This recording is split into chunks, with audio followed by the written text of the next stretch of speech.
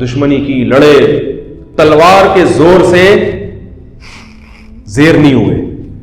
آپ صلی اللہ علیہ وسلم جانتے تھے خالد بن ولید بڑا غیرت والا آدمی ہے.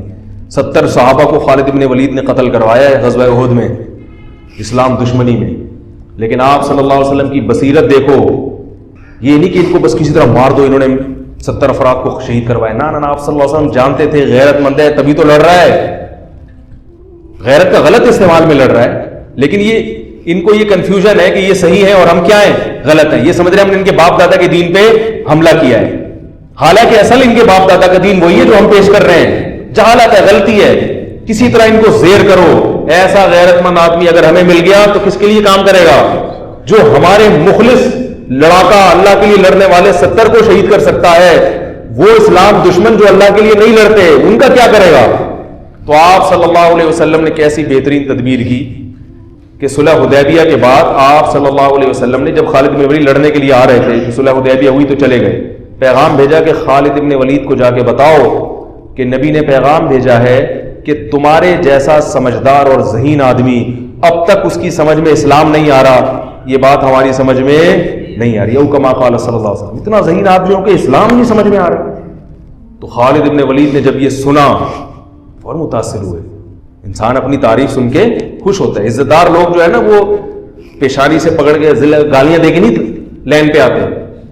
وہ عزت دار آدمی آپ اس کو اچھے الفاظ سے دین کی طرف بلاؤ گے تو وہ آ جائے. قادیانی بھی اگر دین پہ لانا چاہتے ہو نا اور وہ اس میں آپ کو نظر آتا ہے کچھ، تو پھر آپ کو اس سے بہت محبت سے بات کرنی پڑے گی. یہ نہیں جا کے ایک صاحب گئے نا قادیانی کو دعوت دینے کے لیے، ارے کتے جیسی تیری شکل ہے، اس طرح کی بات مجھے اچھا نہیں لگ رہا ممبر پہ بات کرنا. کتے تو تبلیغ کرنے جا رہا ہے، کیا کرنے جا رہا ہے بھائی؟ اسے وہ آئے گا. تو خالد بن ولید کا دل کیا ہو گیا؟ نرم. انہوں نے کہا بہت، تلوار سے نہیں، آرام سے، لڑائی سے آپ کو زیر، اس کا مطلب بزدل ہم ڈر گئے، نہ آرام سے. خالد بن ولید آئے اور اسلام قبول کیا. اور پھر آپ صلی اللہ علیہ وسلم نے کہاں بھیجا ان کو؟ غزوہ موتا میں.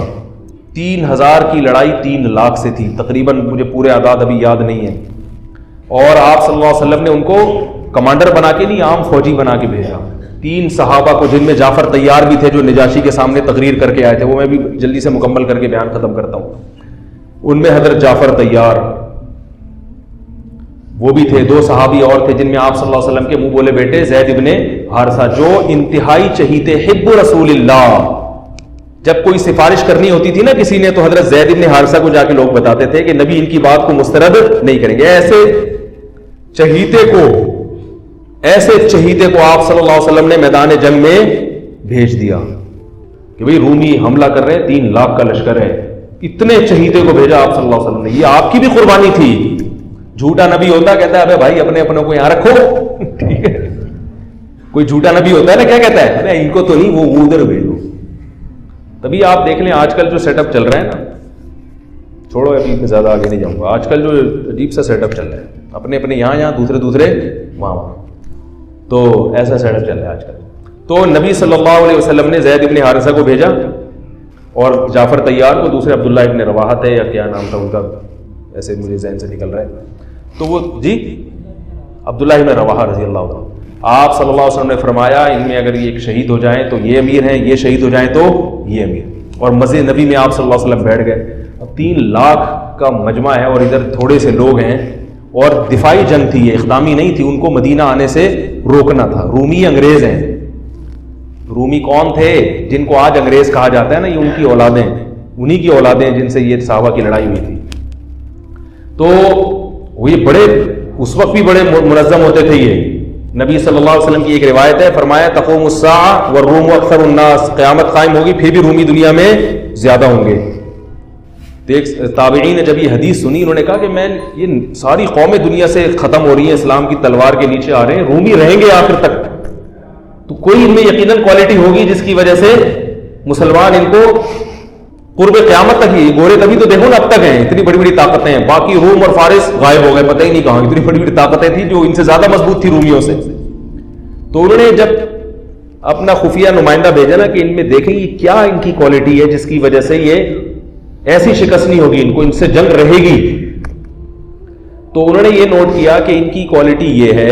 دیکھو صحابہ بھی سیکھتے تھے غیر مسلموں سے بھی, غیر مسلموں میں سے بھی سیکھتے تھے ان کے اندر کیا کوالٹی ہے, تاکہ وہ کوالٹی ہم اپنے اندر بھی پیدا کریں. کون سی بات ہے ان میں, تو وہ سیکھنے کے لیے گئے.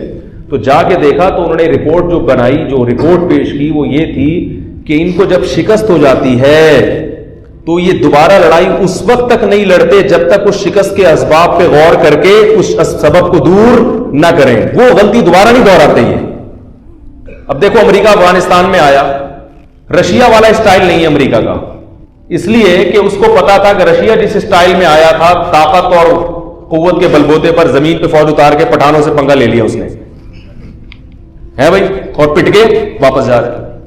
اب ہم لوگ تو مسلمان ہیں نا, صحابہ کے طرز پہ تو ہم چل نہیں رہے, ہم تو وہی غلطی بار بار دہراتے رہیں گے, کرتے رہیں گے. ایک دفعہ وہ پٹ کے آیا, اب جاؤ تم بھی پٹ کے آ جاؤ. ہم تو یہ کرتے رہتے ہیں. ہمارے یہاں کوئی ایسا نہیں ہے کہ بیٹھ کے غور کرو بھائی یہ کیوں ہوا, ملک میں یہ نقصان کیوں ہوا, آئندہ نہ ہو لہذا اس کی تلافی ہو. جیسے بھی قادیانیوں کا جو بل پاس ہو گیا ایک دم سے قادیانیوں کی حمایت میں, تو اس پہ غور ہونا چاہیے ہوا کہاں سے ہے, اس پہ تسلی سے غور ہو کے پھر وہ لوگ سامنے آ جاتے, پھر آئندہ کے لیے ایسا نہ ہو. ان سب چیزوں پہ غور ہونا چاہیے نا. یہ اللہ کا فضل ہے, جامعۃ الرشید نے سپریم کورٹ میں کسی کے توسط سے مقدمہ کروایا ہے اور الحمدللہ اس میں کافی حد تک کامیاب ہوئی ہے. سپریم کورٹ کے جو ابھی موجودہ جج ہیں ان کی بڑی خدمات ہیں قادیانیوں کو کے خلاف, ان کی بڑی خدمات ہیں. ابھی جامعۃ الرشید میں کچھ دن پہلے آئے بھی تھے وہی جج جن کے خلاف لوگ بہت زیادہ بولتے بھی ہیں. تو انہوں نے بتایا کہ بہت ساری باتیں جو میں یہاں بیٹھ کے نہیں کر سکتا, بڑی زبردست باتیں انہوں نے بتائیں, کیونکہ میں یہاں بیٹھ کے کروں گا تو بعض تنظیموں پہ رد ہوگا, پھر وہ تنظیم والے یوٹیوب پہ میرے خلاف پہلے ماشاءاللہ گالیوں کا ایک چل رہا ہے سلسلہ, وہ بھر کے دیں گے. انہوں نے بڑے تو ایسی باتیں ممبر پہ بتائی نہیں جاتی, کوئی ایسی خفیہ ایٹم بم کی باتیں نہیں ہیں, وہ بس یہ بتایا کہ اگر فلاں سیاسی تنظیم کی طرف سے گڑبڑ نہ ہوتی تو کتنا کام ہو چکا ہوتا. تو وہ کیا ہے کہ اس میں جناب قادیانیوں کے خلاف جو ہے نا, انہوں نے کہا کہ یہ جو قادیانی اونچی پوسٹوں پر ہیں ان کو اونچی پوسٹوں سے ہٹایا جائے, کیونکہ یہ اونچی پوسٹوں پہ بھیس بدل کے نام چینج کر کے پہنچ جاتے ہیں اور وہاں سے گڑبڑ شروع کرتے ہیں. تو تفتیش کی جائے. یہ کیس جامعۃ الرشید کی طرف سے بھی الحمدللہ ہوا تھا, لیکن کسی کے ذریعے سے, براہ راست نہیں بلکہ کسی توسط سے, کہ بھئی یہ حکومت اس کی انکوائری کرے. تو الحمدللہ ان جج نے بڑا ساتھ دیا اور وہ خود بھی اس کے ذاتی طور پر اس کے حامی تھے.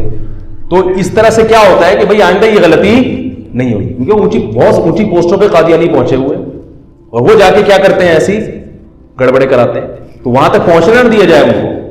تو میں یہ عرض کر رہا تھا کہ خالد ابن ولید رضی اللہ تعالی, وہ جو تینوں شہید ہو گئے اور ایسی جنگ لڑی ہے انہوں نے. عبداللہ ابن رواحہ نے فرمایا, گوشت کھا رہے تھے انہوں نے چھوڑ دیا, انہوں نے فرمایا کہ زمانہ بہت طویل ہے, جو دیکھ لیا نا نہیں ٹک سکتے, ان کے سامنے لڑائی لازمی ہے. تو ایک صحابی نے تو اپنی بیوی کو طلاقیں دے دی وہاں کھڑے ہو کر. انہوں نے کہا بیوی یاد آ رہی ہے جس کی وجہ سے میں جنگ میں لڑ نہیں پا رہا, اس کو طلاق دی تاکہ اب نہ بچوں کی فکر نہ بیوی کی فکر.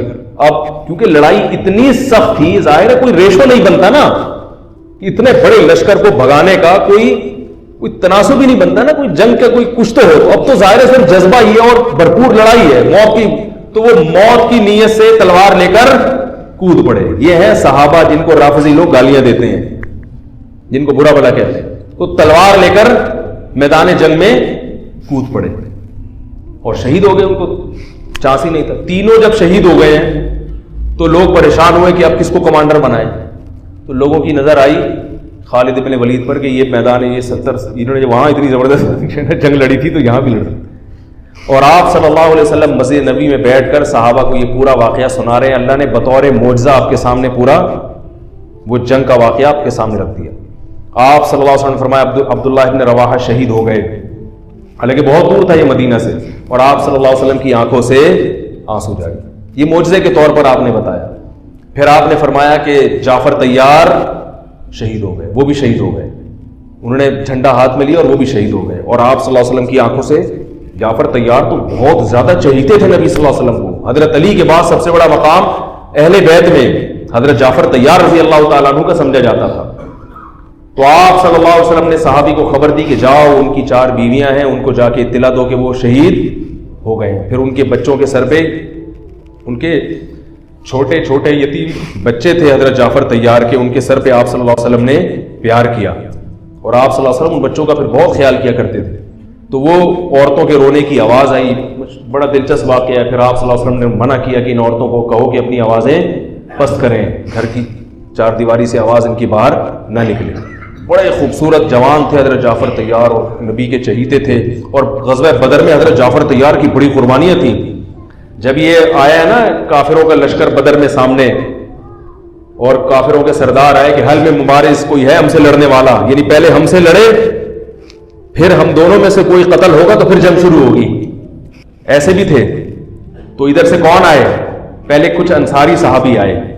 تو وہ جو ولید ابن عقبہ تھا نا, ولید ابن عتبہ, اس نے کہا نہ ہمیں اپنے جیسا چاہیے. ہمیں کیسا چاہیے؟ قریشی سردار ہونا چاہیے جو میرے مقابلے میں آئے, پھر لڑائی کا مزہ ہے. یہ وہ بہادری ہے جو کس میں تھی؟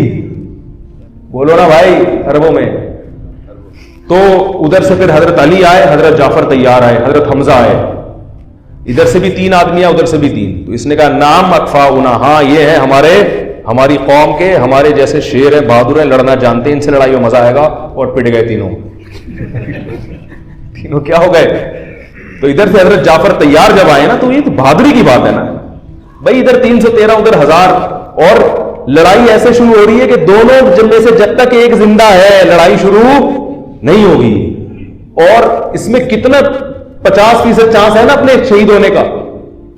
اور سامنے سے بھی پتا ہے کہ بہادر ترین آدمی آیا ہے. کمزور ہو تو آدمی کہتا ہے میں جاؤں یار, میں بسم اللہ کروں, بلکہ اس میں بھی نہیں جائے گا, وہ کیا یار میں پٹ پٹا ہی نہ جاؤں.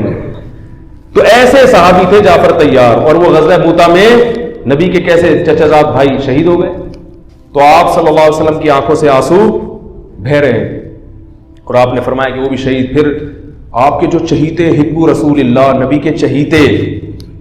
حب کا ترجمہ اردو میں کیا ہوگا؟ چہیتا. کہتے ہیں نا بڑا چہیتا ہے, لاڈلا ہے, نبی کے لاڈلے, جن کو آپ صلی اللہ علیہ وسلم نے لے کے کئی سال پالا ہے. اتنی محبت دی کہ جب ان کے اصل باپ دادا آئے نا ان کو لے جانے کے لیے, تو انہوں نے کہا نہیں میں نہیں جاتا, میں ادھر ہی رہوں گا. اتنی محبت ہو گئی تھی. اطلاع آئی کہ وہ بھی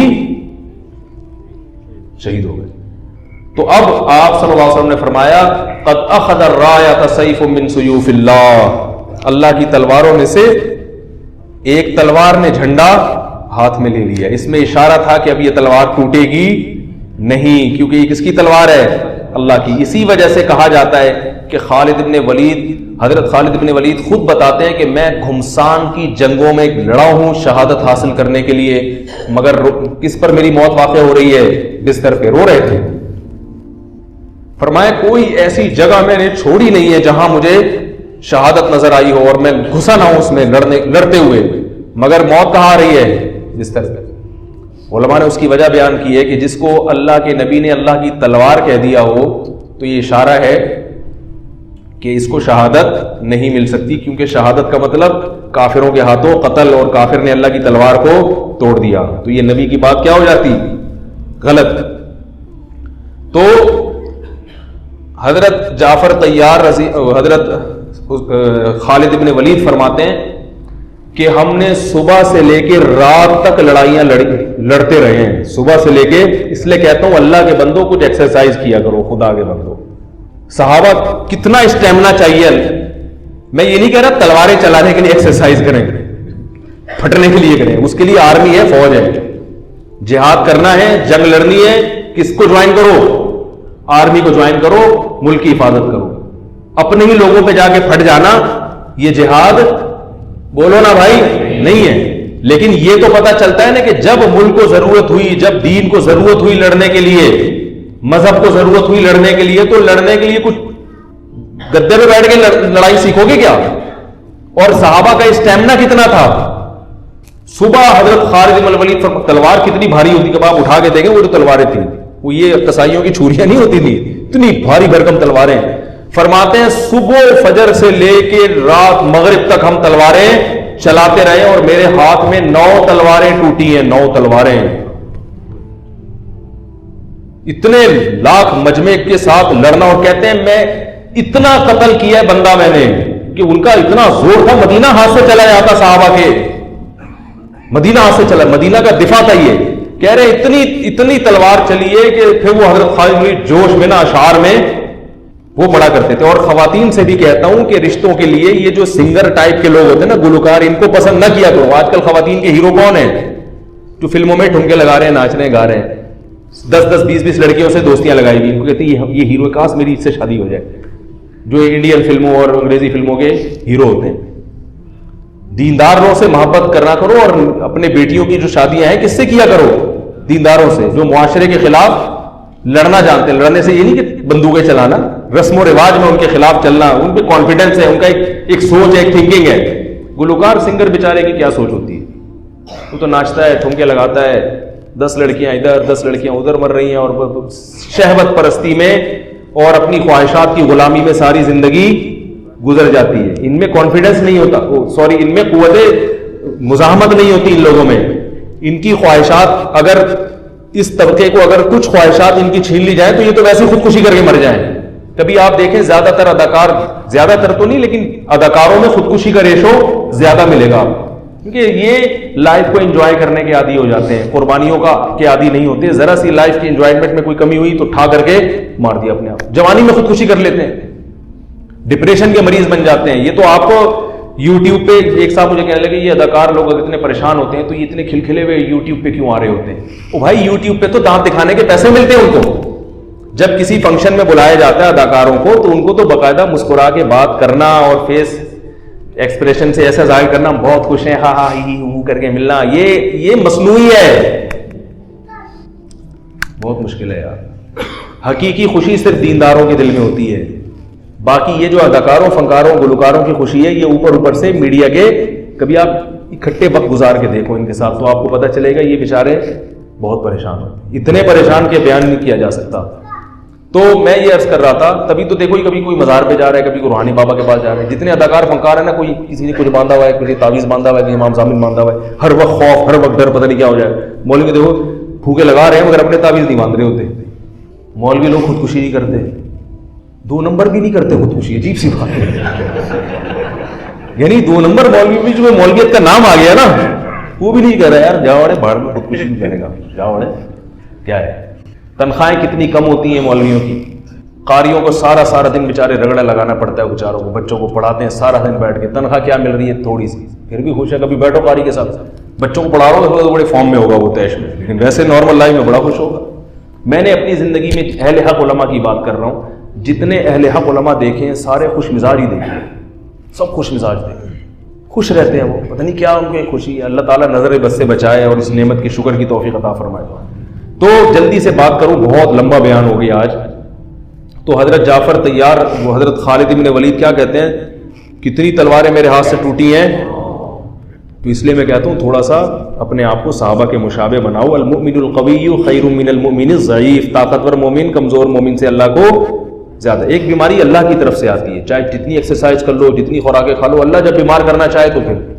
وہ تو ایوب علیہ السلام اپنی صحت کا خیال کرتے ہوں گے نا, پھر بھی ساری زندگی بیماری میں گزر گئی, وہ اللہ کی طرف سے, اس پہ تو اجر ملتا ہے, درجات بلند ہوتے. ایک ہوتی ہے اپنی حماقتوں سے, تو جو ایکسرسائز نہیں کرتے, محنت مزدوری نہیں کرتے, یا محنت والے کام نہیں کرتے, بیمار ہو جاتے ہیں. آج میں صبح جاگنگ کے لیے کہیں گیا تو ایک وہ نوجوان, ناراض نہ ہو بھائی جو میری بات سن رہا ہے, وہ غیبت نہیں ہے, کسی کو پتہ نہیں ہے, اور صرف وہ اکیلا نہیں ہے, اس کے علاوہ اور بھی نوجوان ہیں. اس کی نیت تو اچھی تھی, لیکن چونکہ اس نوجوان کے الفاظ سے مجھے وہ واقعہ یاد آیا جو میں نے کسی نوجوان سے سنا. میں نے کسی آرمی کے میجر کا واقعہ سنایا تھا, ہمارے دوست ہیں لاہور میں, ان کی بڑی زبردست فٹنس ہے, ایکسرسائز بہت کرتے ہیں, آدھا گھنٹہ صبح جاگنگ کرتے ہیں. تو وہ مجھے بتا رہے تھے کہ میرے ساتھ کوئی لڑکی آ کے سیلفی بنا کے چلی گئی.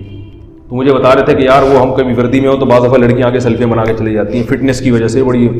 تو کہہ رہے میں نے تو پتہ بھی نہیں چلا اور آ کے بنا کے چلی گئی, اب یہ کہیں فیس بک پہ ڈال دے گی تو میری بیوی سے میری پٹائی ہو جائے گی. تو میں نے یہ واقعہ کہیں بیان میں بتا دیا. تو اب کچھ لڑکوں کی رپورٹ آئی, صبح کیا کر رہے ہیں, جاگنگ کر. میرے پاس رپورٹ آئی, کیوں کر رہے ہیں, کہہ رہے مفتی صاحب نے کہا تھا وہ کیا ہوتا ہے لڑکیاں سیلفیاں بنا کے. تو جس کی یہ نیت ہو اس کی تو صحت بنی نہیں سکتی, کیونکہ وہ سارا ادھر ہی اس کا جو ہے نا اسی غم میں کھلا جا رہا ہوگا. سمجھ رہے ہو کہ نہیں سمجھ رہے؟ تو شریعت کی نیت سے جو صحت اچھی ہوتی ہے, ماں باپ کے حقوق ادا ہوتے ہیں, بیوی بچوں کے حقوق ادا ہوتے ہیں, اللہ کی عبادت ہوتی ہے, روزوں پر طاقت نصیب ہوتی ہے, اس نیت سے آدمی کرے. اور نبی کا فرمان ہے, باقی کوئی نیت نہیں ہونی چاہیے. اور توکل اللہ پہ کرے کہ اللہ چاہے گا تو صحت اچھی ہوگی, نہیں چاہے گا تو جو مرضی کرتے رہو. اچھے ہم نے صحت مند دیکھے ہیں, اب ہر چیز کا خیال کرتے ہیں اور ہارٹ اٹیک سے اسی وقت, حالانکہ ان کے دل میں کوئی, ایک دن پہلے ٹیسٹ کروایا, سب رپورٹیں کلیئر, اگلے دن ہارٹ اٹیک سے مر گئے. تو وہ اللہ سے تو کوئی نہیں لڑ سکتا نا, وہ تو تقدیر ہے. تبھی حکم ہوا ہے کہ دنیا سے محبت نہیں کرو, دنیا کمانے کی کوشش ضرور کرو مگر دل دنیا سے نہ لگاؤ. کوئی بھروسہ نہیں ہے. انہا خلۃ قد سیت من دمہا فجع وولع واخلاف وتبدیل. گرگٹ کی طرح رنگ بدلتی ہے یہ, آج دکھا رہی ہے بہت صفاق, اگلے دن جنہ گرگٹ کی طرح رنگ بدلے گی. تو 9 تلواریں ٹوٹی ہیں. اور ابو سفیان یہ مشرکین کی طرف تھے, انہوں نے انتقام کی ٹھانی کہ اس شکست کا ہم بدلہ لیں گے. سمجھ رہے, انہوں نے کہا کہ ہمیں جو شکست ہوئی ہم اس کا بدلہ لیں گے لازم. تو انہوں نے مدینہ میں گھس کے, مدینہ پہ چڑھ کے حملہ کرنے کا ارادہ کیا. رسول اللہ صلی اللہ علیہ وسلم کو اطلاع ملی کہ خالد ابن ولید اور ابو سفیان وہ لشکر لے کر آ رہے ہیں لڑائی کے لیے. مسلمان ویسے ہی بیچارے بہت کمزور تھے, اس وقت اس پوزیشن میں نہیں تھے کہ خود سے کسی پہ حملہ کریں, کیونکہ غزوہ بدر میں بھی دفاع کیا گیا ہے, وہ اتفاقی لڑائی تھی, مسلمان جنگ کے ارادے سے نہیں نکلے تھے. ایک کمزور قوم جس کے لیے اپنے آپ کو بچانا ہی مشکل ہو, وہ کہاں سے باہر نکل کے اور خود سے کسی پر حملہ کرے. یہ میں اس لیے کہہ رہا ہوں کہ لوگ کہتے ہیں کہ جو شروع میں جہاد نہیں ہوا وہ ایمان کی کمزوری کی وجہ سے نہیں ہوا. ایسا نہیں ہے. مکہ میں جو 13 سال جہاد نہیں ہوا وہ ایمان کی کمزوری کی وجہ سے نہیں, بلکہ وسائل کی کمی کی وجہ سے. نہ افرادی قوت تھی اور نہ وسائل کے لحاظ سے قوت تھی. اللہ نے اس دنیا کو اسباب کے ساتھ جوڑ دیا ہے. یہ جو آج کل بہت سے لوگ فنٹر بنتے ہیں نا, فنٹر گیری نہیں چلے گی. یہ ہمیشہ انسان کو نقصان پہنچاتی ہے کہ بس ایک جذبہ ہو, ولولہ ہو اور دشمن پہ چڑھ جاؤ. سامنے والے کے پاس بندوق ہے اور آپ کے پاس ولولہ ہے تو آپ کا ولولہ اس کی بغیر ولولے والی بندوق سے جیت نہیں سکتا. وہ ایک ٹھا کرے گا, آپ کا جذبہ اور آپ کا ولولہ وہیں کیا ہو جائے گا, ڈھیر ہو جائے گا. تو الٹی الٹی باتیں لوگ کرتے ہیں کہ بس جذبہ ہونا چاہیے, ولولہ ہونا چاہیے لڑائی کا.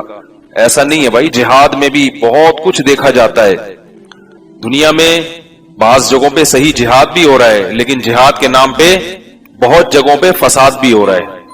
کچھ ہے نہیں اور کھڑے ہو گئے, حکومتوں کے خلاف بغاوتیں شروع کر دی, لڑائی شروع کر دی, ایسی جنگ میں جھونک دیا مسلمانوں کو کہ اب وہ جنگ بند کرنا کسی کا نام, یعنی جنگ بند کرنا کسی کے بس میں نہیں ہے. مسلمانوں کی لاشوں پہ لاشیں گری چلی جا رہی ہیں, اب اس کو روکنے والا کوئی نہیں ہے. تو یہ جو ینگ طبقہ ہے نا, نوجوان طبقہ, اس کے پاس جذبہ تو ہوتا ہے مگر نہ علم ہوتا ہے نہ یہ میچور ہوتے ہیں کہ کوئی فیصلہ کریں. تو مکہ میں بھی جہاد نہیں ہوا کیونکہ اپنے آپ کو بچانا بڑا مشکل تھا. حضرت بلال رضی اللہ تعالیٰ عنہ ایمان قبول کرتے ہیں, ان کو گرم ریتوں پہ لٹایا جا رہا ہے, ان کے سینے پہ پتھر رکھے جا رہے ہیں. وہ کیسے لڑ سکتے ہیں بھائی, وہ تو اپنے آپ ہی کا دفاع نہیں کر پا رہے. اللہ تعالیٰ نے مسلمانوں کو حکم دیا کہ تمہارے لیے یہاں اپنے ایمان کی حفاظت مشکل ہے. مدینہ میں اللہ تعالیٰ نے ایمان کی فضا پیدا کر دی. اہل مدینہ بہت عرصے سے کسی نبی کا انتظار کر رہے تھے, بلکہ تاریخ کی بعض کتابوں میں اس قسم کا بھی کچھ آثار ملتے ہیں کہ مدینہ منورہ کے آباد ہونے کی وجہ ہی یہ تھی کہ یہود و نصارہ پڑھا کرتے تھے کہ آخر زمانے میں جو نبی آئے گا وہ اس علاقے میں ہجرت کرے گا. اس کی نشانیاں وہ دیکھ کر اس علاقے کو آباد کیا گیا ہے. تو آپ صلی اللہ علیہ وسلم کی اپنی قوم نے آپ کو قبول نہیں کیا, بہت تھوڑے لوگ مسلمان ہوئے. لیکن مدینہ میں یہ چرچا ہو گیا کہ وہ آخری نبی جس نے آنا تھا وہ آ چکا ہے. کیسی اللہ تعالی کی, یعنی اللہ کی کیسی رحمت ہے کہ محنت کہاں ہو رہی ہے اور اللہ اس کے اثرات. اس لیے مایوس نہیں ہونا چاہیے. آپ دین کی دعوت اور دین کا کام کرتے رہیں, اللہ تعالیٰ ناکامی کے نقشوں میں کامیابی پیدا کرتا رہے گا. تو مدینہ سے صحابہ چھپ کے آتے تھے. کتنا لمبا راستہ ہے, آپ جو لوگ گئے ہیں وہ جانتے ہیں مکہ سے مدینہ کتنا لمبا راستہ ہے. وہ کیسے پیدل طے کرتے ہوں گے یا کیسے اونٹوں پہ گھوڑوں پہ طے کرتے ہوں گے, عقل حیران ہو جاتی, اتنی شدید گرمی میں. وہاں سے میں تو جب جاتا ہوں نا کبھی مکہ مدینہ جانا ہوتا ہے, اللہ بار بار لے کے جائے, تو میں یہی دیکھتا رہتا ہوں ان لوگوں کو راستے کیسے پتہ چلتے تھے بھائی, ان کو کیسے پتا ہوتا تھا کہ یہاں سے ادھر جاؤ گے تو مدینہ آئے گا, ادھر جاؤ گے تو شام آئے گا, ادھر فلسطین ہے. وہ پوری دنیا دیکھی ہوئی تھی, وہ لوگ جاتے تھے, سفر کرتے تھے. کیونکہ آپ جب لانگ روٹ پہ نکلتے ہیں, تھوڑے سے بھی آپ کا رخ چینج ہو گیا تو وہی بات ہو جائے گی جو میں اکثر, ایک آدمی ہے نا سمندر میں بٹھا کے اس کو لے گئے, گھما کے ساحل سمندر پہ اتار دیا. عمان جانا تھا اس نے, تو وہاں اٹھ کے پوچھ رہے لوگوں سے عمان کہاں ہے, وہ دوسرا کہتا پتہ نہیں, میں تو خود قطر میں گھوم رہا ہوں یہاں پہ. سمندر میں جا کے تھوڑی سی ڈائریکشن دائیں بائیں ہوئی, کہیں کے کہیں نکل گئے. ایسے ہی صحرا میں بھی ایسے ہی ہے. تو صحابہ کرام آتے تھے اور آپ صلی اللہ علیہ وسلم سے بیعت کرتے تھے. کن باتوں پہ بیعت ہوتی تھی؟ بڑی زبردست باتیں ہیں وہ. تو آہستہ آہستہ مدینہ میں ماحول الحمدللہ بننا شروع ہو گیا. اللہ نے اپنے نبی کو حکم دیا کہ آپ اپنا علاقہ چھوڑ دیں اور مدینہ میں چلے جائیں, وہاں لوگ آپ کا استقبال کریں گے. تو یہ سب اسباب ہیں جو اللہ کے نبی اختیار کر رہے ہیں کہ بھئی یہاں اپنی جان بچانا مشکل, اب قتل کے در پہ ہو گئے ہیں, تو جان بچانے کے لیے اپنا علاقہ چھوڑ دو. لوگ کہتے ہیں نہیں موت تو آنی ہے, جان بچانے کے لیے کیا ضرورت, موت تو جب آنی ہے تو بولو بھائی آنی. یہ دینداروں کا حال ہے بھائی. کیوں بھائی, جب مریں گے تو جو رات قبر میں لکھی ہے وہ قبر میں گزر کے رہے گی. اسباب اختیار کرنا بھی ضروری ہے. آپ صلی اللہ علیہ وسلم جو مشن کو لے کر آئے تھے, اس مشن کو ادھورا چھوڑ کے دنیا سے نہیں جانا چاہتے تھے. بھئی یہ مکمل کرنا ہے. یہاں جان بچانا مشکل ہے, حکم دیا نکلو. اور عبداللہ بن مسعود رضی اللہ تعالیٰ عنہ کو پہلے حبشہ کے بادشاہ کے پاس بھیجا. وہ غیر مسلم تھا لیکن لوگوں سے اچھا سلوک کرتا تھا. تو آپ صلی اللہ علیہ وسلم نے عبداللہ ابن مسعود کو چند ساتھیوں کے ساتھ کہاں بھیج دیا؟ عیسائی بادشاہ کے پاس. یہ بھی کتنی عجیب بات ہے یا نہیں ہے؟ غیر مسلم سے بھی مدد طلب کی جا رہی ہے. تو آپ صلی اللہ علیہ وسلم نے کس سے مدد مانگی ہے؟ عیسائی بادشاہ سے, کہ ہے رحم دل, ہے نرم دل, ہماری قوم تو ہمیں قتل کرنے کے در پہ ہے, کم از کم ان لوگوں کو وہاں بھیجو اور وہ وہاں کیا حاصل کریں گے؟ پناہ حاصل کریں گے. پتہ چلا غیر مسلم سے بھی مدد لی جا سکتی ہے. تو اسلام, غیر مسلموں میں جو اسلام دشمن ہے ان کا حکم کچھ اور ہے, جو اسلام دشمن نہیں ہے ان کا حکم کچھ اور ہے. تو نجاشی چونکہ نرم دل مشہور تھا تو اس کے پاس بھیجا آپ صلی اللہ علیہ وسلم نے. تو جب نبی صلی اللہ علیہ وسلم مدینہ ہجرت کر کے تشریف لے گئے تو وہاں مسلمانوں کے ساتھ سب سے بڑا مسئلہ تھا معاشی. کیونکہ ادھر سارا بزنس, سارا کاروبار, ساری پراپرٹی مکہ چھوڑ کے چلے گئے, سب کچھ. مصعب ابن عمیر ایسے مالدار صحابی تھے, جوان, خوبصورت, بڑی تجارت تھی ان کی. صحابہ میں جتنے بھی مالدار ملیں گے نا سب تاجر تھے. اسلام میں تجارت کی اہمیت ہے, ملازمت کو اسلام نے اتنی لفٹ نہیں کرا. تو رسول اللہ صلی اللہ علیہ وسلم کو سب سے بڑی وہاں آپ کے ساتھیوں کو مجبوری کیا تھی؟ بولو بھائی معاشی مسئلہ, کہ بھائی کھائیں گے کہاں سے. تو انصار نے بہت بڑی قربانی دی کہ اپنے ساتھ ایک ایک قریشی صحابی کو, مکہ سے آنے والے مہاجر کو شریک کر لیا. اس کے بعد پھر جو صحابہ مکہ سے آئے تھے نا ہجرت کر کے, انہوں نے کاروبار ڈھونڈنے شروع کیے, بزنس کرنا شروع کیا. تو بعض دوبارہ اپنے پاؤں پہ کھڑے ہو گئے, جن میں عبد الرحمن ابن عوف رضی اللہ تعالیٰ عنہ, مغیرہ ابن شعبہ, نے دوبارہ ایسے کاروبار چلائے ہیں کہ پھر یہ کسی کے محتاج نہیں رہے. اور کچھ وقت کے بعد اسلام نے وہ حکم بھی منسوخ کر دیا مواخات والا, بلکہ حکم دیا کہ اب رشتہ داروں کو دوستیوں پر اہمیت ہے. سمجھ رہے؟ خیر, تو غزوہ بدر ایسے ہوئی تھی کہ کیونکہ یہ مدینہ میں لوگوں نے نکالا تھا, آپ کو ساری پراپرٹی چھین لی تھی, تو مسلمانوں کا حق بنتا تھا کہ اہل مدینہ سے اپنا حق, مکہ والوں نے نکالا تھا, ساری پراپرٹی چھین لی تھی, پورا مال اور اسباب چھین لیے تھے, جنگ ہو گئی تھی ان سے. تو مسلمانوں کے لیے جائز تھا کہ وہ ان کے قافلے پر شبخون مارے اور ان سے اسباب اور وسائل پہ قبضہ کریں. تو آپ صلی اللہ علیہ وسلم کو اطلاع ملی کہ شام سے تجارت کرتا ہوا ایک قافلہ مدینہ کے راستے سے ہوتا ہوا مکہ جا رہا ہے, ابو سفیان کا اور ابو جہل کا. ان کی جو تجارتی قافلہ ہے نا, یہ کہاں سے جا رہا ہے؟ ادھر سے. تو آپ صلی اللہ علیہ وسلم نے ارادہ کیا کہ اس قافلے پہ شبخون مارتے ہیں, حملہ کرتے ہیں. گوریلا وار ہوتی ہے نا, گوریلا کاروائی, गोरीला कार्रवाई करके इनसे तिजारती माल छीन लेते हैं, क्योंकि जब किसी मुल्क से आपका कोई एग्रीमेंट नहीं है ना तो उसका माल हलाल होता है। इसकी मिसाल ऐसे जैसे बहुत से पाकिस्तानी इंडिया में घुस जाते हैं बगैर वीजा बगैर पासपोर्ट के, तो वहां की गवर्नमेंट आपको गिरफ्तार भी करती है और भेजती है तो पूरा कंगाल करके, और बाज़ दफा पैसे लेके छोड़ती है। इसी तरह कोई इंडियन बगैर पासपोर्ट वीजे के पाकिस्तान में घुसेगा तो फिर हम भी उसकी पजामा पहनाएंगे, उतारेंगे नहीं भाई। लेकिन ये हक यानी दुनिया का ये कानून है, इसमें कत्ल भी जायज होता है। आपने देखा होगा पेरिस बहुत से लोग स्लिप हो जाते हैं गैर कानूनी तरीके से, तो वहां जो बॉर्डर पे फौजी खड़े हुए उनको गोली मार देते हैं। ये पूरी दुनिया का एक आज भी लॉ है कि आप किसी मुल्क का बॉर्डर अगर गैर कानूनी तरीके से क्रॉस करेंगे तो फिर आप ना आपकी जान महफूज ना आपका माल महफूज, सामने वाले के लिए आपकी जान भी हलाल और आपका माल भी हलाल। तो ये जो कानून जैसे आज है उस दौर में भी था। चूंकि अहले मक्का से जंग थी, कोई मुआहदा कोई एग्रीमेंट नहीं था, तो मुसलमानों के लिए बिल्कुल हलाल था कि कोई काफिला यहां से गुजर रहा है तो उस पर शब खून मारे, क्योंकि वो कोई मुआहदे के तहत कोई एग्रीमेंट के तहत थोड़ी गुजर रहा है। तो आप सल्लल्लाहु अलैहि वसल्लम ने इरादा किया और 313 सहाबा को लेके चले गए, क्योंकि जंग का इरादा नहीं था, एक गोरीला वॉर करनी थी और उनसे राशन वगैरह उठाना था और वहां से निकलना था ताकि मुसलमानों की मुआशी हालत बेहतर हो जाए।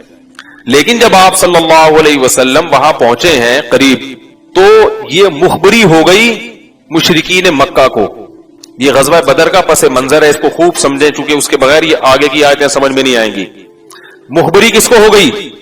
मक्का में रहने वाले गैर मुस्लिमों को, काफिरों के सरदार को।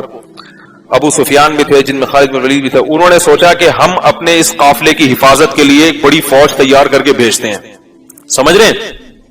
तो उन्होंने 1000 का लश्कर भरपूर तरीके से मुसल्ला, घोड़ों से ऊंटों से लेस वो तैयार करके भेजा। और उनका ख्याल था, उनको बल्कि पता था कि मुसलमान बहुत थोड़े हैं, मुसलमानों को इत्तला थोड़ी थी कि हमें मुखबरी हो जाएगी। वो जंग की तैयारी से, यार बोले इनको तो बात चलेगी ना आगे, वो जंग की तैयारी से मुसलमान नहीं आए हैं, लिहाजा वो पूरी ताकत के साथ गए। उन्होंने कहा मक्का में तो ये लोग पकड़ाई में नहीं आए, निकल गए, अब इनको छोड़ना नहीं है, अपने काफिले की भी हिफाजत करनी है तिजारती, और इनको भी तहस नहस कर देना है। मुसलमान इस सूरत हाल के लिए जहनी तौर पर तैयार थे ही नहीं। अब मुसलमानों की राय में भी इख्तलाफ हो गया कि भाई वो काफिले की तरफ चलें या इस लश्कर से लड़ें, यानी क्या करें हम। इसी को अल्लाह ने सूरह अनफाल में बयान किया, वइज़ यईदुकुमुल्लाहु इहदा त्वाइफतैनि अन्नहा लकुम व तवद्दून अन्न गैर ज़ाति शौकति तकूनु लकुम, कि तुम ये चाहते थे कि वो लश्कर जिसकी शानो शौकत नहीं है, यानी तिजारती काफिला, उससे हमारी मुठभेड़ हो जाए, लेकिन अल्लाह चाहता था कि इस ताकतवर लश्कर से तुम्हें लड़वा दे। क्यों? युरीदुल्लाहु अन युहिक्कल हक़्क़, क्योंकि अल्लाह ये चाहता था कि आज दुनिया के सामने हक को वाज़े कर दे। पहले से अल्लाह कहते ना कि जाओ जाके लड़ो, तो वो मुसलमान तो जहनी तौर पे तैयार नहीं होते। तो अल्लाह फरमाते हैं कि अल्लाह ये चाह रहा था कि तुम्हारी लड़ाई किससे हो?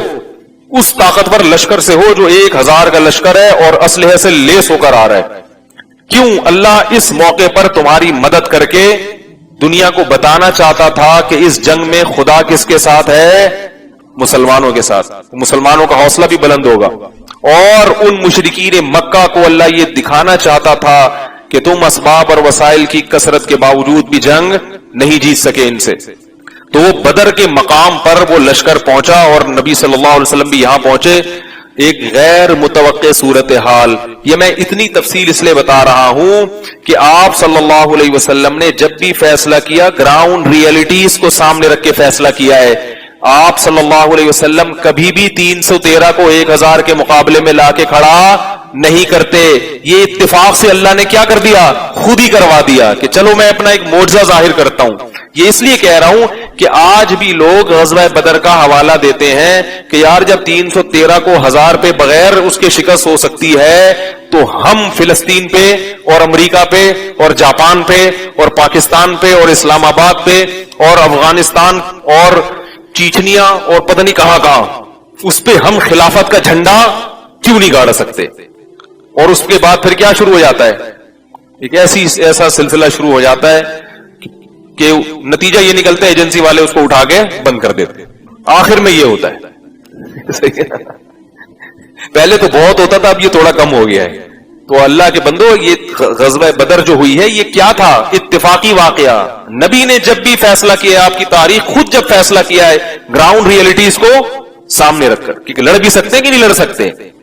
ایسا تو نہیں کہ بجائے فائدے کے شکست ہو جائے, ہمیشہ زمینی حقائق کو دیکھ کر فیصلہ کیا ہے. یہ لڑائی تھی اتفاقی, کرے کچھ چلنے, کچھ کس ارادے سے نکلے تھے اور ہو کچھ اور گئے.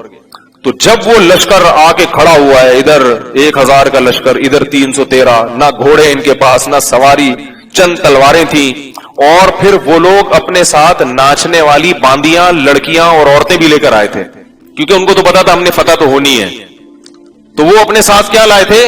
موسیقی کے آلات اور ناچنے والی باندیاں, کہ وہ ذرا بھنگڑا ڈالیں گی. ٹھیک ہے نا, تھوڑا سا میوزیکل شو ہوگا پہلے, تو میوزیکل شو ہوگا, اس کے بعد کیا ہوگی؟ لڑائی ہوگی. تو وہ لینے کے کیا پڑ گئے؟ دینے پڑ گئے. اللہ تعالی نے نبی صلی اللہ علیہ وسلم پر وحی کی کہ وَلَقَدْ, اس آج کی جو سورت ہم نے پڑھی ہے اس میں اللہ غزوہ احد میں شکست ہوئی نا مسلمانوں کو, تو اللہ اس میں یاد دلا رہے ہیں وَلَقَدْ نَصَرَكُمُ اللَّهُ بِبَدْرٍ, اللہ نے بدر میں تمہاری مدد کی تھی. اذ انتم اذلۃ, حالانکہ تم بہت کمزور تھے. غزوہ احد میں اتنے کمزور نہیں تھے, بدر میں تو اس سے بھی زیادہ کمزور تھے. اس کا مطلب کہ اللہ تمہاری مدد کر سکتا ہے. احد میں اگر اس نے نہیں کی تو اس میں اس کی حکمتیں ہیں, مصلحتیں ہیں. وہ مصلحتیں کیا ہیں؟ وہ تلک الايام نداولها بین الناس, فرمایا ہم یہ پلڑے گھماتے رہتے ہیں, ہمیشہ ہی فتوحات ہوتی رہے, پھر تو ساری دنیا تمہارے ساتھ آ جائے گی. کس کو فاتح قوم میں شامل ہونے کا شوق نہیں ہوتا؟ فتح بھی ہوگی, شکست بھی ہوگی, شہداء بھی ہوں گے, مالے جو ہے نا وہ زخمی بھی ہوں گے, سب کچھ ہوگا. پھر دیکھیں گے کون دین پر جمتا ہے, کون محمد صلی اللہ علیہ وسلم کا ساتھ دیتا ہے, اور کون میدان چھوڑ کے بھاگ جاتا ہے. تو اللہ نے بدر کو کا یاد دلایا مسلمانوں کو. تو وہ جو 313 تھے, ان کا جب مقابلہ آمنے سامنے ہوا تو ادھر سے عتبہ ابن ولید آئے. میں اکثر واقعہ سناتے رہتا ہوں, ابھی میں اس کو زیادہ نہیں تفصیل میں جاؤں گا. وہ آ کے کہنے لگے حل میں مبارز, کوئی ہے ہم سے لڑنے والا؟ ادھر سے چند انصار صحابی آئے, تو انہوں نے کہا نہیں, یہ ہمارے جوڑ کے نہیں ہے, قریشی ہونا چاہیے, ہماری قوم کا آدمی ہونا چاہیے, لڑائی کا مزہ آئے.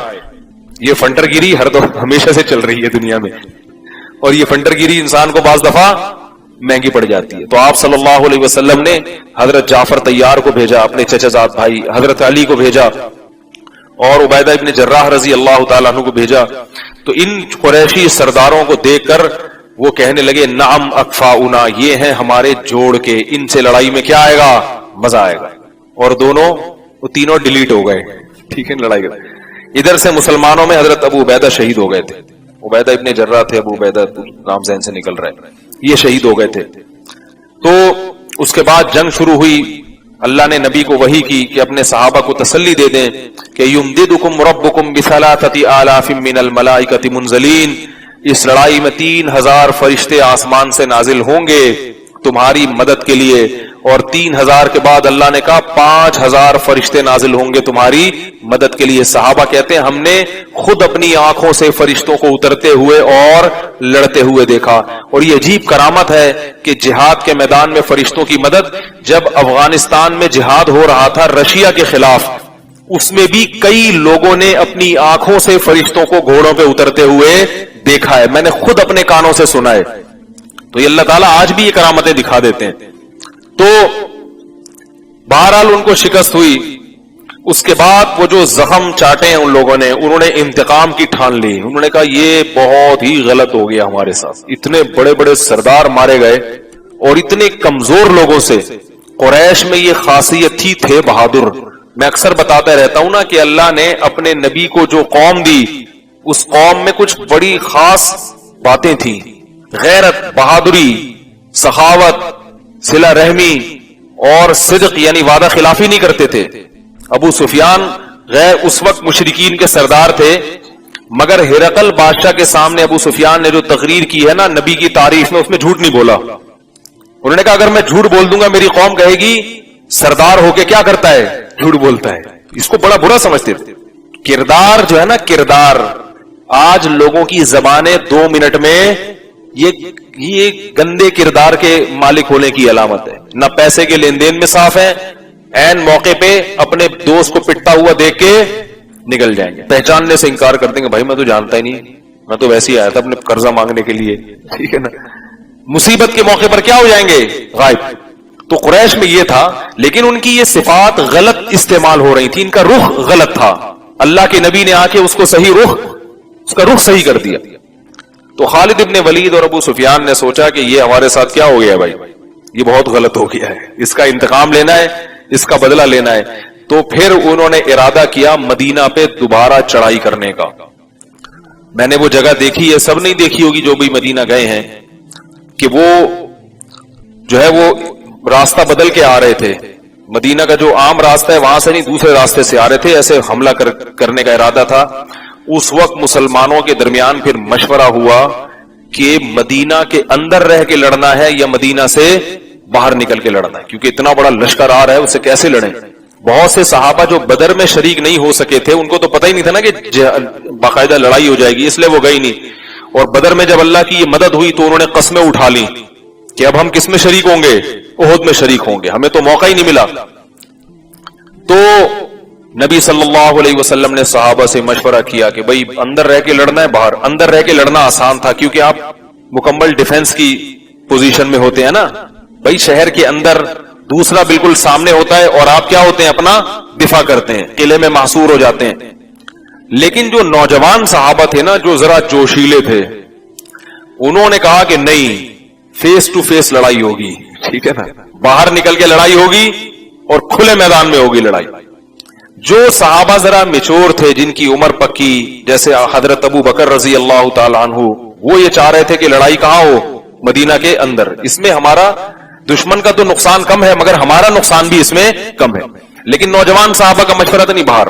اکثر صحابہ یہی کہہ رہے تھے باہر نکل کے لڑیں گے, کیونکہ وہ بدر دیکھ چکے تھے نا بھائی. جب اللہ نے 313 میں مدد کی, اب کیا ہے, اب تو ہم پھر بھی پہلے سے زیادہ, اب تو جو ہے نا ایسی فتح ملے گی. اتنے زیادہ لوگوں نے جب مشورہ دیا تو آپ صلی اللہ علیہ وسلم کی جو اپنی رائے تھی وہ بھی یہی تھی کہ مدینہ کے اندر رہ کے لڑنا چاہیے. لیکن آپ نے بھی اپنی رائے کو کیا کر دیا, تبدیل کر دیا, اور آپ نے کہا چلو بھائی اتنے لوگ کہہ رہے ہیں مدینہ سے باہر, تو ہم بھی کیا کریں گے, اب مدینہ سے باہر نکل کے لڑیں گے. جب مدینہ سے باہر لڑائی شروع ہوئی ہے, ایک گھاٹی تھی وہ آج بھی موجود ہے, وہاں سے یہ ڈر تھا کہ دشمن گھوم کے پیچھے سے پلٹ کے حملہ کر سکتا ہے.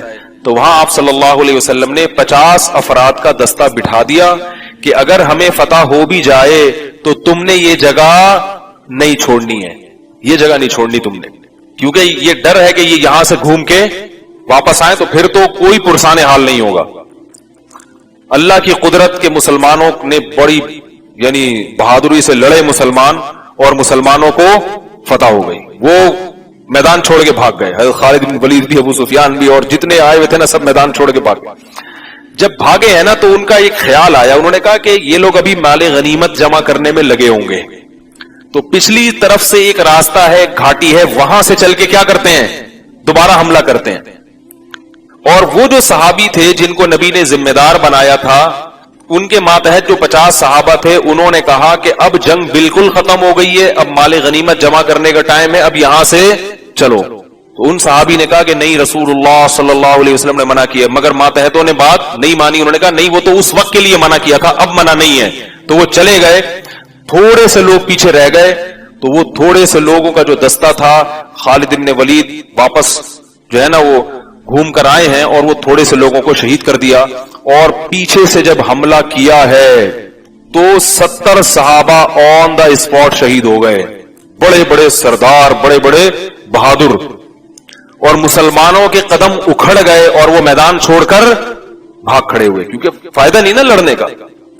بہت زبردست لڑائی ہوئی ہے, پتھراؤ بھی ہوا, رسول اللہ صلی اللہ علیہ وسلم کے دانت ٹوٹ گئے. اس میں صحابی تھے حضرت طلحہ رضی اللہ تعالی عنہ, جو عشرہ مبشرہ میں سے ہیں, وہ رسول اللہ صلی اللہ علیہ وسلم کے ساتھ اس موقع پر کھڑے رہے.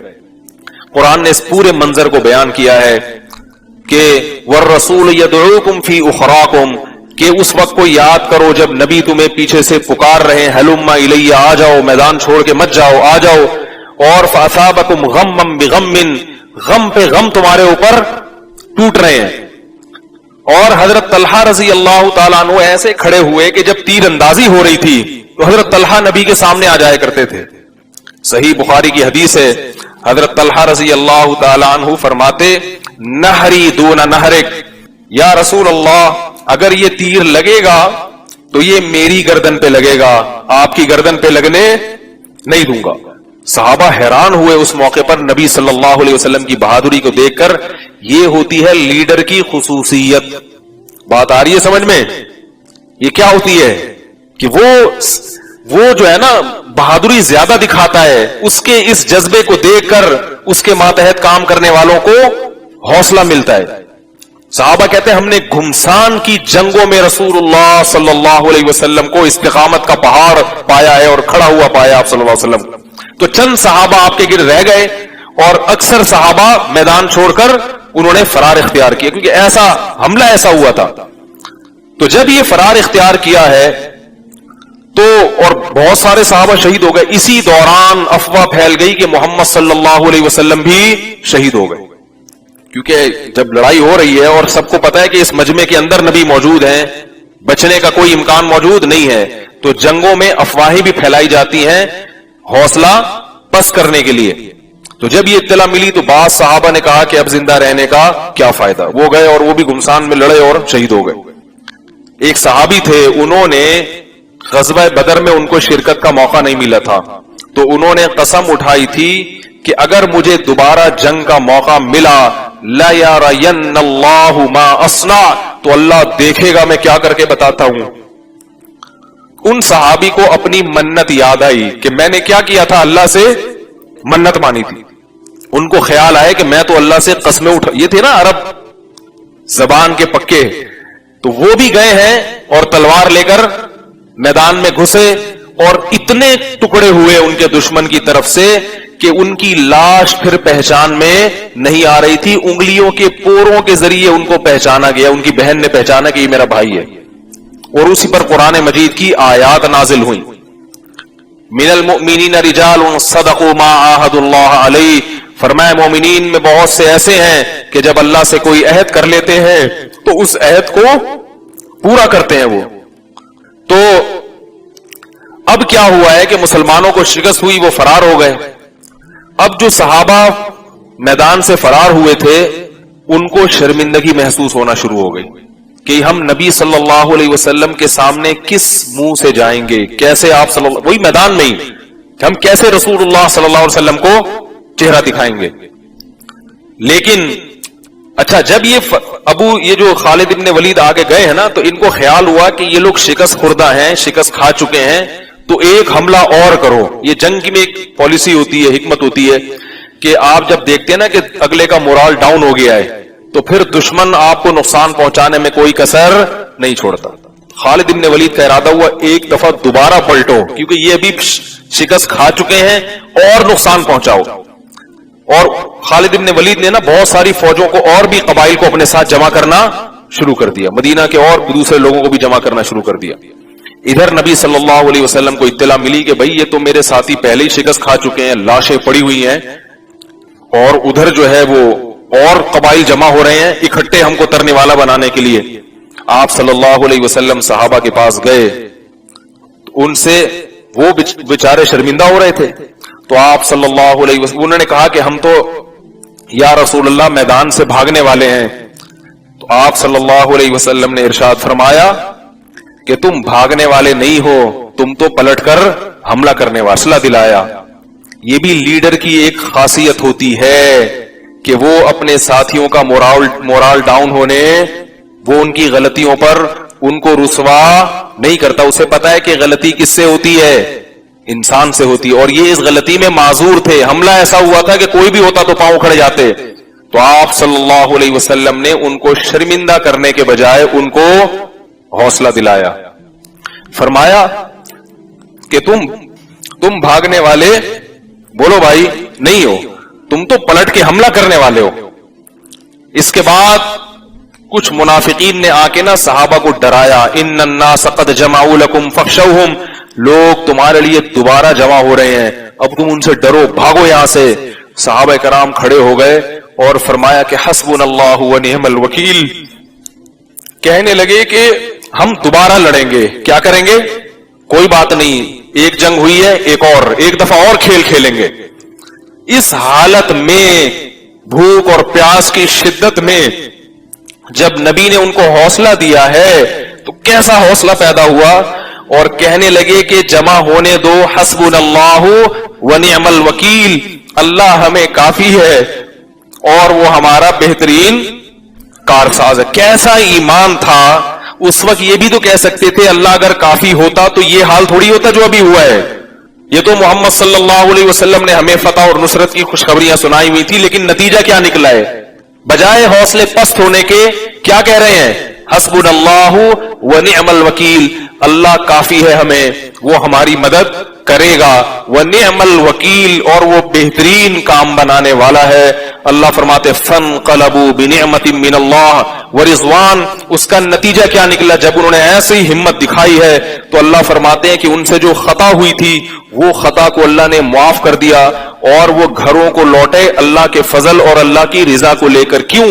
جب خالد بن ولید کو پتا چلا کہ یہ دوبارہ جنگ کے لیے تیار ہو رہے ہیں اور میدان چھوڑ کے بھاگ نہیں رہے تو اس نے وہ ڈر گئے پھر کہ اتنا حوصلہ ان لوگوں کا کہ اتنی شکست کھانے کے بعد، زخموں سے چور، اس کے بعد دوبارہ یہ کھڑے ہو رہے ہیں اور ہم اتنے سارے قبائل مل کے حملہ کر رہے ہیں، اس سے بھی فائٹ کرنے کے لیے تیار ہیں۔ تو ان کو یہ خیال ہوا کہ یہ شکست کہیں دوبارہ ہماری طرف پلٹ نہ جائے، تو انہوں نے سوچا کہ یہاں سے فرار ہونے میں ہی کیا ہے، کیونکہ ان کا خیال تھا کہ 70 آدمی ہمارے بدر میں قتل ہوئے ہیں تو ان کے بھی ہم نے 70 قتل کر دیے، بس برابر سرابر معاملہ ہو گیا، اب پتلی گلی سے نکل لو۔ اس دور میں بھی پتلی گلیاں ہوا کرتی تھی۔ اس واقعے کو اللہ نے قرآن مجید میں بہت تفصیل سے بیان کیا آج کے پارے میں، کیونکہ منافقین کو مذاق اڑانے کا موقع مل گیا۔ بعض منافقین کہنے لگے ہم تو پہلے ہی کہہ رہے تھے کہ نہیں جاؤ، لو اطاعونا ما قتلوا ما ماتوا وما قتلوا، ہم تو پہلے کہہ رہے تھے میدان میں مت جاؤ، یہ جہاد نہیں ہے، یہ تو خودکشی ہے، اگر یہ لوگ میدان میں نہ جاتے تو یہ شہید نہ ہوتے، ان کے تو گھر اجڑ گئے۔ اللہ کو ایسا غضب آیا، اللہ نے فرمایا کہ قل لو کنتم فی بیوتکم لبرز الذین کتب علیہم القتل الی مضاجعہم، کہ اگر تم اپنے گھروں میں بھی رہتے، جس کے مقدر میں قتل ہے اس کی تقدیر اسے کھینچ کے میدان جنگ میں لے آتی۔ موت کا ایک وقت متعین ہے، وہ آ کر رہے گی۔ اللہ نے پھر صحابہ کو تسلی دی، فرمایا ان یمسسکم قرح فقد مس القوم قرح مثلو، تمہیں اگر زخم پہنچے ہیں، تکلیف پہنچی ہے تو دوسری قوم کو بھی تو تکلیف پہنچی ہے۔ ایک جگہ فرمایا وترجون من اللہ ما لا یرجون، تمہیں بھی زخم پہنچے ہیں، ان کو بھی پہنچے ہیں، لیکن تم ان زخموں پر اللہ سے جو امیدیں لگا کے بیٹھے ہو، وہ تمہارا دشمن اللہ سے وہ امیدیں لگا کے نہیں بیٹھا۔ ان کے جو لوگ قتل ہوئے ان کو اللہ سے کوئی امید نہیں ہے اس پہ، اور تمہارے جو لوگ قتل ہوئے تو تمہیں اللہ سے اس پر بہت امیدیں ہیں۔ تو منافقین بار بار یہ واویلا مچا رہے تھے، مر گئے ہائے، لٹ گئے ہائے، مر گئے، مروا دیا، بس بار بار نہیں، موت موت موت۔ اس کو اللہ نے اس پہ آیات نازل کی، فرمایا وَلَا تَحْسَبَنَّ الَّذِينَ قُتِلُوا فِي سَبِيلِ اللَّهِ أَمْوَاتًا، وہ لوگ جو اللہ کے راستے میں قتل ہو جائیں انہیں مردہ گمان مت کرو، بل احیاء، وہ زندہ ہے، عند ربهم يرزقون، ان کو ان کے رب کے پاس رزق دیا جا رہا ہے، فرحین بما آتاهم اللہ من فضلی، اللہ نے اپنے فضل سے ان کو اس جہان میں جو نوازا ہے اس پر وہ خوش ہے، وہ کبھی دنیا میں واپس آنے پر راضی نہیں۔ اگر تم ان کی حالت دیکھ لو کہ جس حالت میں وہ شہداء ہیں، تم کبھی دنیا میں واپس جانے کا ارادہ نہیں کرو گے۔ یستبشرون بنعمت من اللہ وفضل، فرمایا اللہ کی نعمت اور اس کے فضل پر خوش بھی ہیں، وَأَنَّ اللَّهَ لَا يُضِيعُ أَجْرَ الْمُؤْمِنِينَ، اور اس بات پر بھی خوش ہیں کہ اللہ مومن کے اجر کو ضائع نہیں کرتا، اور یہ بھی فرمایا کہ اس پر بھی خوش ہیں کہ جو ہمارے بعد آنے والے لوگ ہیں وہ بھی ہمارے ساتھ لاحق ہونے والے، یعنی ہمارے جو دوست احباب جو ہمارے ساتھ ہے دنیا میں، ان کا ٹھکانہ کتنا اچھا ہوگا۔ انہوں نے تو اپنی آنکھوں سے دیکھ لیا نا، فرمایا اس ٹھکانے کو دیکھ کر بھی یہ خوشی منا رہے ہیں۔ یہ بالکل ایسے ہے جیسے سورہ یاسین میں ہے نا کہ حبیب نجار کے بارے میں ایک شخص ایمان لایا، اس کو قتل کر دیا گیا، قرآن کہتا ہے جیسے ہی اس کو قتل کیا ہے نا، اس نے جو برزخ میں اللہ کی نعمتیں دیکھی تو کیا کہنے لگا، کیا کہنے لگا، قال یا قومی یا لیت قومی یعلمون، ہائے کاش میری قوم کو پتہ چل جائے، بما غفر علی ربی، کہ میرے رب نے اس شہادت کے بدلے میں میرے گناہوں کو معاف کیا، اور وجعلنی من المکرمین، اور کیسا میرا اکرام کیا ہے۔ دیکھو قوم گردن اڑا رہی ہے، گردن اڑنے کے بعد اس کے جو برزخ میں بیان ہے وہ بیان اللہ اپنی کتاب میں نقل کر رہے ہیں کہ وہ قتل کر رہی ہے، قوم سمجھ رہی ہے ہم نے ظلم کیا، لیکن اللہ فرما رہے ہیں وہ شہید ہو کے اس کی زبان سے کیا، یا لیت قومی، ہائے کاش میری قوم کو پتہ چل جائے کہ میرے رب نے میرا کیسا اکرام کیا ہے، تو سب اسی راستے کو اختیار کرنے کے لیے تیار ہو جائیں۔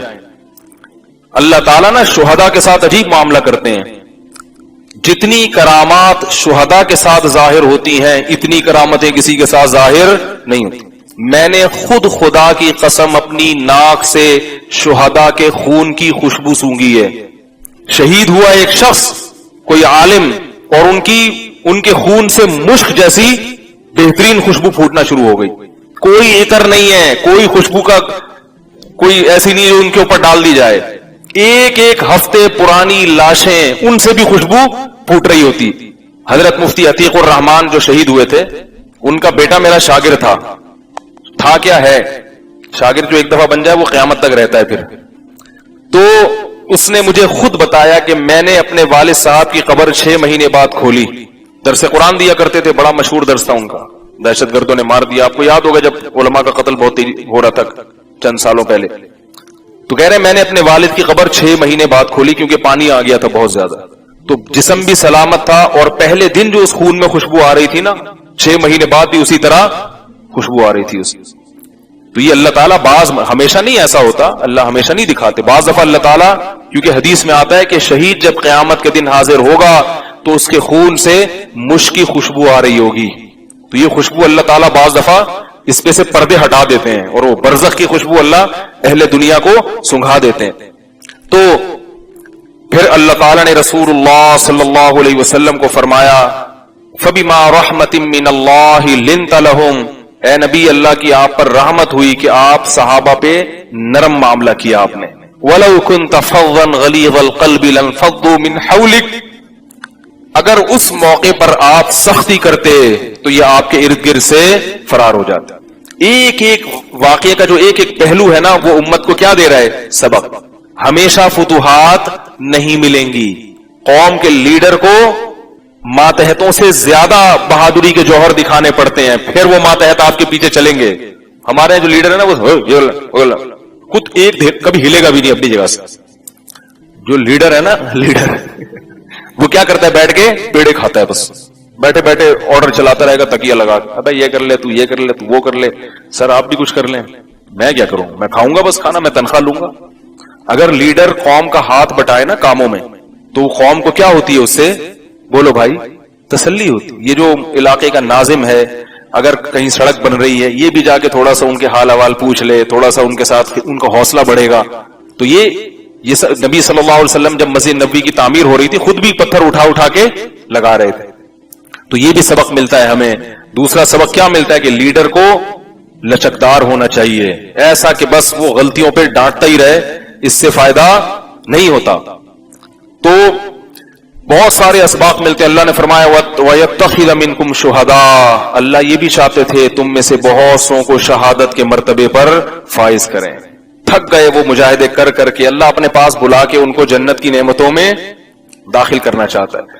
کتنے اسباق ملے، اور ہمیں بتا دیا کہ ام حسبتم ان تدخلوا الجنہ، اللہ نے فرمایا کیا تم یہ سمجھتے ہو کہ تم جنت میں داخل ہو جاؤ گے، ہمیشہ بدر کی طرف فتوحات ہوتی رہیں گی؟ ایسا نہیں ہوگا۔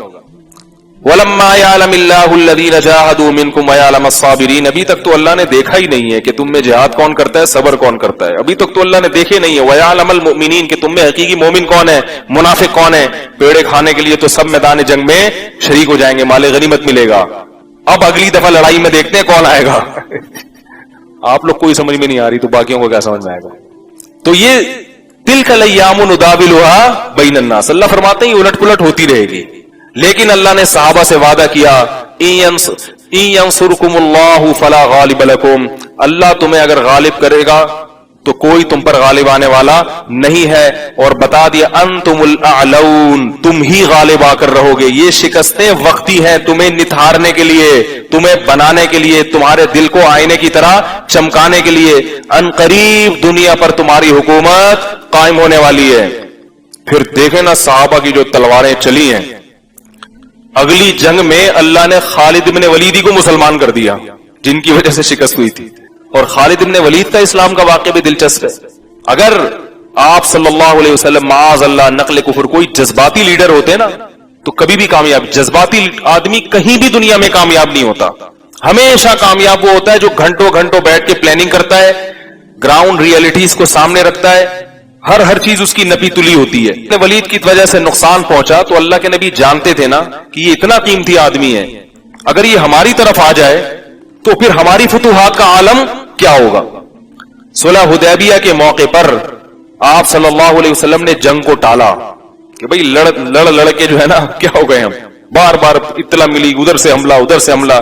آپ نے معاہدہ کیا، جنگ کو دھکیل دیا 10 سال کے، 10 سال تک کوئی جنگ نہیں ہوگی، کیونکہ آپ صلی اللہ علیہ وسلم چاہتے تھے کہ اسلام کی تبلیغ کریں، لوگوں کو بتائیں کہ اسلام کیا ہے. اگر یہی کچھ ہوتا رہا تو پھر ہم تبلیغ کیسے کریں گے، افرادی قوت کیسے جمع کریں گے. آپ بادشاہوں کو خطوط لکھے پھر صلح حدیبیہ کے بعد، آپ نے دنیا کے بادشاہوں کو خطوط لکھ رہے ہیں اسلام قبول کرو.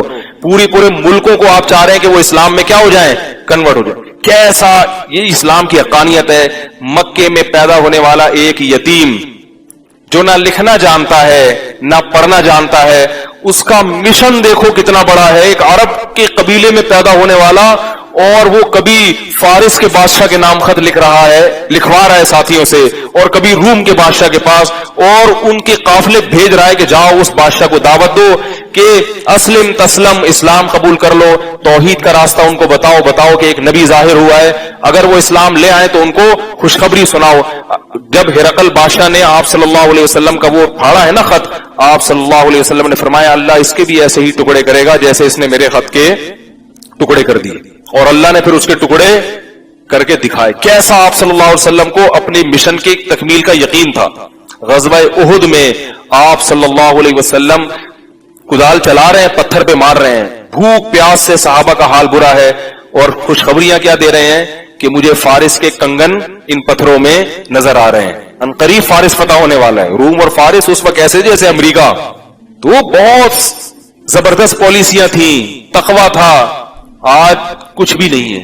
ہر چیز کی پلاننگ، ہر چیز کی پالیسی وہ پہلے سے وضع کی جاتی ہے، اس میں ہر قسم کا سقم دیکھا جاتا ہے.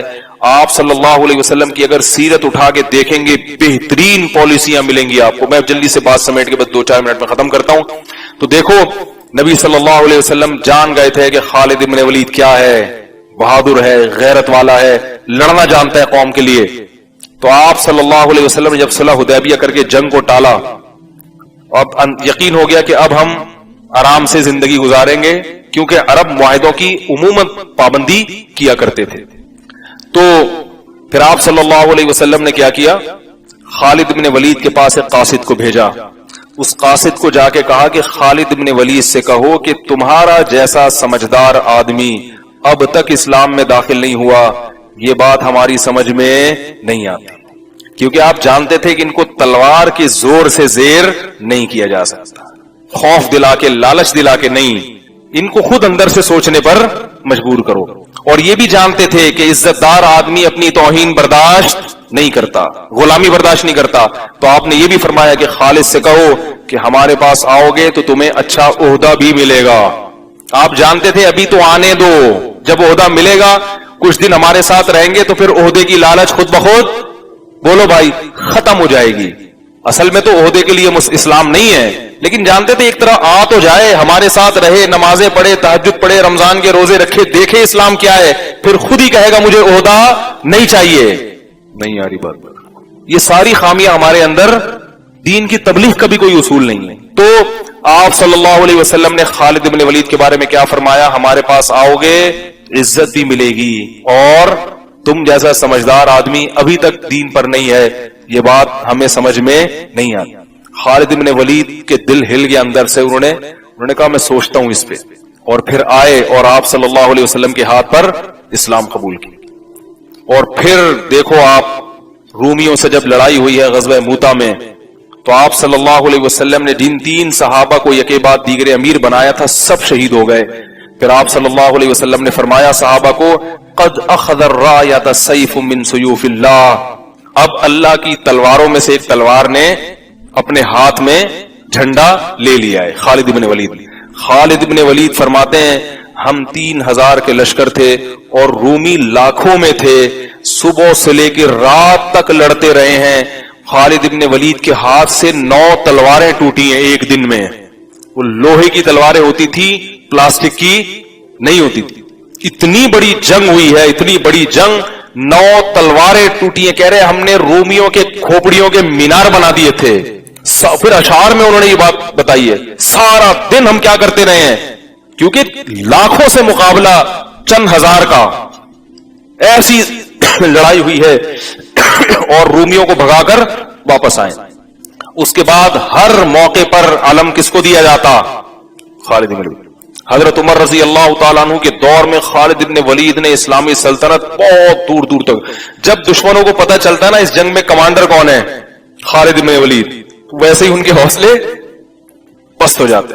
ایک دن ایک رومی یا فارس کا بادشاہ آیا، اس نے ایک قاصد کو بھیجا خالد بن ولید کے پاس، کہا کہ بھائی تم جہاں جا رہے ہو لڑ رہے ہو اور تمہیں عرب کے بدو تھے، کل تک تو ہم تمہاری رپورٹ یہی تھی، صحیح ہے نا، تمہارے پاس نہ کھانے کو، حاجیوں کو تو تم لوٹ کے، انہوں نے بھی دیکھا نا، دنیا حیران ہو گئی کہ یہ تھوڑے دنوں میں ہوا کیا ہے. یہ علاقہ 2000 سال سے یہاں کوئی کچھ نہیں ہوا، ان کے پاس نہ کھانے کو روٹی نہ بھوک کچھ بھی نہیں ہے، یہ کہاں لڑ سکتے ہیں، تہذیب نہیں ہے ان کے پاس، یہ تو آپس میں ہی لڑائیوں سے ان کو فرصت نہیں مل رہی. تو وہ حیران یار یہ پھیلتے چلے جا رہے ہیں. حضرت عثمان کے دور میں سندھ فتح ہو چکا تھا، یہ جو سندھ ہے ہمارا کراچی، سمجھ رہے ہیں نا، یہ حضرت عثمان کے دور میں یہاں اسلامی فوجیں داخل ہو چکی تھی. تو وہ اس نے جو ہے نا قاصد بھیجا خالد بن ولید کے پاس. روم کہا مجھے یاد آیا، کوئی سردار تھا، اور اس نے کہا کہ بھائی ہم نے سنا ہے کہ تم لوگ بھوکے پیاسے ہو، بھوکے ننگے، تمہیں اب کچھ مل نہیں رہا تو تم نے تلوار لے کے لوٹ مار شروع کر دی ہے، ٹھیک ہے نا. تو لوٹو موٹو نہیں، ایسا کرو کہ ہم تمہارے لیے ایک وظیفہ باندھ دیتے ہیں اور اتنی بوریاں آٹے کی، اتنی بوریاں گندم کی، اتنے چاول کی، یہ تمہیں وہیں پہنچا دیا کریں گے، تم بھی تمیز سے زندگی گزارو، ہم بھی شرافت سے بیٹھنے. خالد بن ولید کا جواب سے انہوں نے فرمایا کہ ہمیں بھوک نہیں پیاس ہے. پہلے پیغام دے چکے تھے، اسلام کی دعوت دے چکے تھے کہ اگر اسلام قبول کر لیتے ہو تو پھر لڑائی نہیں ہے، یا ہماری حکومت مانو لیکن جزیہ دیا کرو. وہ اس کو تسلیم نہیں کر رہے تھے، وہ سمجھتے ہیں مذاق کر رہے ہیں. تو اس نے آ کے کہا خالد بن ولید سے کہ ہم نے سنا ہے کہ تمہیں بہت بھوک اور پیاس ہے، تو ہم دے دیا کریں گے. تو انہوں نے کہا ہمیں پیاس ہے. کہ کس چیز کی پیاس؟ انہوں نے کہا ہم نے سنا ہے کہ رومیوں کا خون بڑا لذیذ ہوتا ہے. رومیوں کا خون بڑا لذیذ ہوتا ہے، لڑائی ہوگی شرافت سے، ہمیں کوئی خوراک وراک نہیں چاہیے. تو حضرت عمر رضی اللہ تعالی عنہ کے دور میں بھی فتوحات ہوئی ہیں. پھر حضرت عمر نے آپ کو معزول کر دیا. جیسے ہی خلافت سنبھالی نا حضرت عمر نے، تو حضرت عمر نے خلافت سنبھالتے ہی سب سے پہلا کام کیا، خالد بن ولید کو معزول. کیونکہ لوگوں میں شخصیت پرستی پھیل رہی تھی. لوگ کہہ رہے تھے یہ اسلام نہیں ہے بلکہ یہ خالد بن ولید کی وجہ سے فتح ہو رہی ہے، اصل میں یہ ہے، یہ جب تک زندہ ہیں تو اسلام پھیلے گا، اگر یہ شہید ہو گئے تو پھر تو ہم گئے کام سے. حضرت عمر نے اس شخصیت پرستی کو ختم کرنے کے لیے خلافت سنبھالتے ہی خالد بن ولید کو کیا کر دیا، معزول. اس سے کیا پتہ چلتا ہے کہ آپ لکیر کے فقیر بن کے حکومت، ہمارے ہاں جو پالیسی ہے نا، ہمارے دامت برکاتہم نے جو اصول بنا دیا وہی چلے گا قیامت تک. حضرت عمر نے پالیسی کیا کی، بھائی ان کو ہٹاؤ.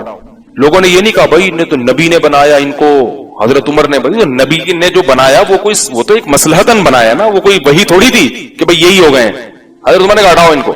خالد بن ولید نے بھی بغاوت نہیں کی. انہوں نے یہ نہیں کہا کہ مجھے تو نبی نے بنایا تھا اور ابو بکر نے. انہوں نے کہا کوئی بات نہیں، پہلے کمانڈر بن کے لڑا کرتا تھا، اب سپاہی بن کے لڑوں گا، اس کا اپنا مزہ ہے سپاہی بن کے لڑنے. تو یہ صحابہ تھے جو پالیسیاں بھی چینج کرتے تھے اور اسٹریٹجک بھی ان کی چینج ہوتی تھی، سب چیزیں چینج ہوتی تھی، مقاصد ایک ہی رہتے تھے اور ان مقصد تک پہنچنے کے لیے پالیسیاں کیا ہوتی تھی، چینج. ہماری پالیسیاں مقصد بن چکی ہیں، سمجھ رہے ہیں نا. مقاصد کہاں چلے گئے، تیل لینے. مقاصد گئے. مثال کے طور پر ایک آدمی کو میں یہ سمجھتا ہوں کہ تبلیغ میں نکلنے کا فائدہ زیادہ ہے یہ میرے شیخ سے بیعت ہوگا تو اس کو اتنا فائدہ نہیں ہوگا، میں اس کو لیکن میں اس کو پھر بھی کیا لے آؤں؟ اپنی خانقاہ میں لے کر آؤں گا. اور اگر میں سمجھتا ہوں کہ بھئی اس کو کسی شیخ سے بیعت کرانے میں زیادہ فائدہ ہے تو پھر بھی میں اس کو کہاں لے کے جاؤں گا؟ سہروزے پہ. سہروزہ تو لگانا چاہیے، مگر ہر ایک کو ہر چیز میں فائدہ نہیں ہوتا. کسی کو ڈاکٹر ذاکر نائک کے ہاتھ پہ کتنے لوگ مسلمان ہوئے ہیں؟ ہزاروں لوگوں نے اسلام قبول کیا ہے. تو بہت سے لوگوں کو وہ طریقہ سوٹیبل ہوتا ہے. تو لچک پیدا کرنے کی ضرورت ہے. بھائی مقصد ہے لوگوں کو دین پر لانا. اس طریقے سے آ جائیں تو یہ والا طریقہ، اس طریقے سے آ جائے تو یہ والا طریقہ، اس طریقے سے آ جائے تو وہ والا.